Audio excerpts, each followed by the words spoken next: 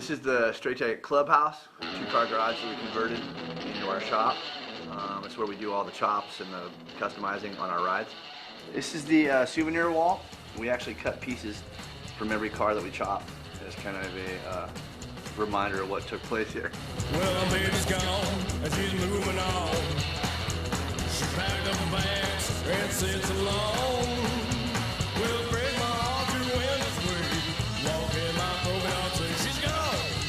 She's moving on. Well, baby, was only leading us away. She rolling down and then turned away. Well, got my heart, she won't let go. The pain inside, she'll never know. She's gone. She's moving on. Cry, baby, don't leave me this way. Cry, baby, I need you to stay. Well, I love my heart, you got a woman, now you won't go back. Cry, baby, I'm so blue.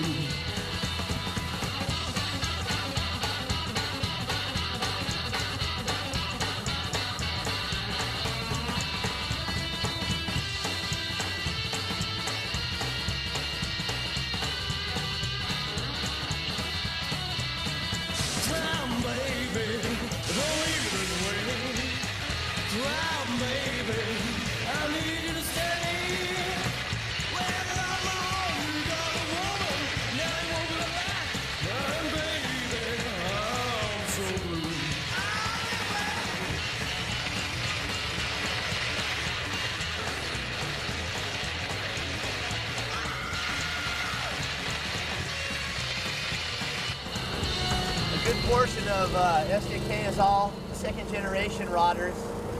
We learned from our dads and kind of took it one step further than they did. My dad had a full fender 33 that he put in shows and shit when he was younger. And so he showed me kind of general body work and interior stuff and some metal, and then we always just kind of took it a step further in the club, chopping them and cutting them up. Stuff that they didn't take on back then, you know.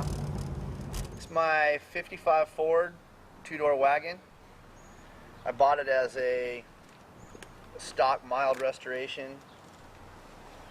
Then we worked on it a while and turned it into a mild custom. Drove it like that for a while. Actually won some trophies that way. Finally just went for it. Shaved it, dropped it, chopped it. Guess we're not really about the high dollar paint.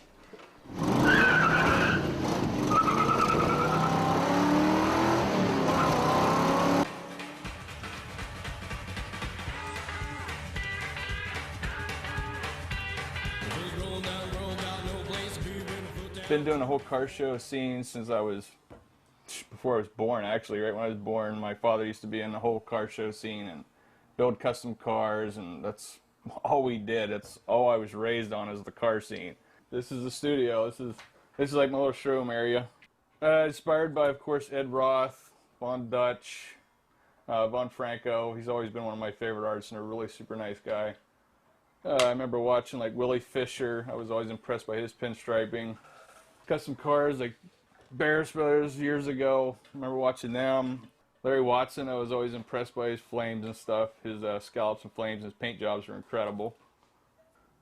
Probably mostly from my father, building the custom cars and that.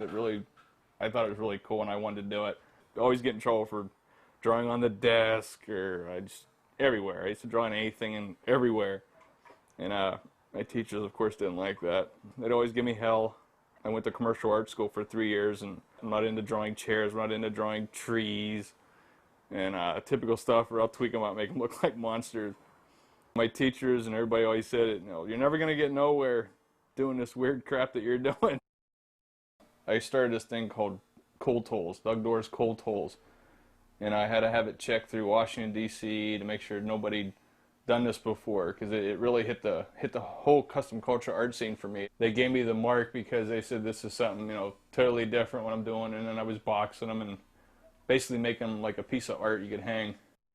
I started getting into magazines and everything since 2003, and I've been in over I think 22 different magazines now from all over the world. I've been collecting, of course, Roth and Franco stuff. Tickies and monsters and hot rods and all that just seem to go along.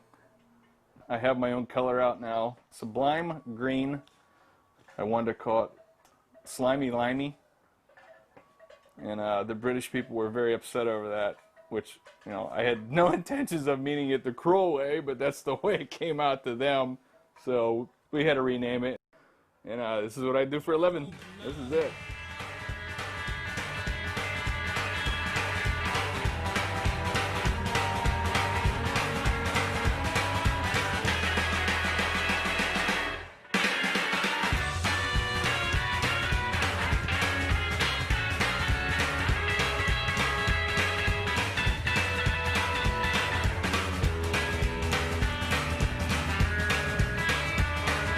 Coming up to the top of the hill, but you don't wanna go.